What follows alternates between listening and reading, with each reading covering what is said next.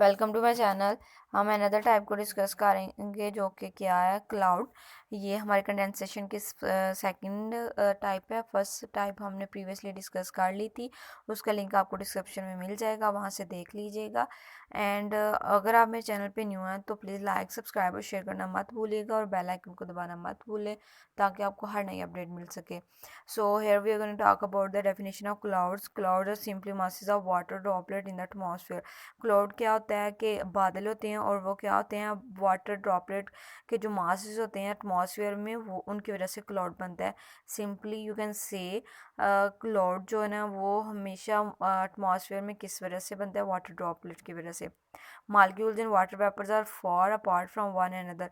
और जो मालिक्यूल्स होते हैं वाटर वेपर में क्या होते हैं, एक से दूसरे की तरफ चेंज हो जाते हैं, एक या दूसरे की तरफ बढ़ जाते हैं, जिसकी वजह से क्लाउड बनना शुरू हो जाते हैं। As more water vapour collects in cloud they can become saturated with water vapour.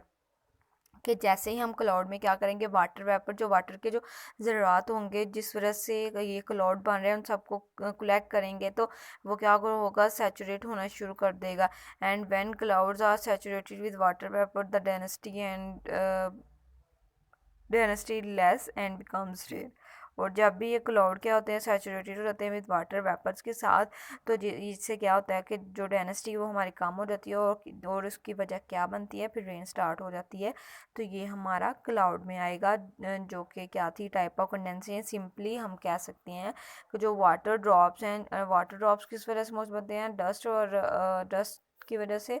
तो जब भी ये डस्ट या पोल्यूशन की वजह से ये सारा कुछ बनता है, वो क्या करते हैं, वाटर ड्रॉप्स को बनाते हैं एटमॉस्फेयर में।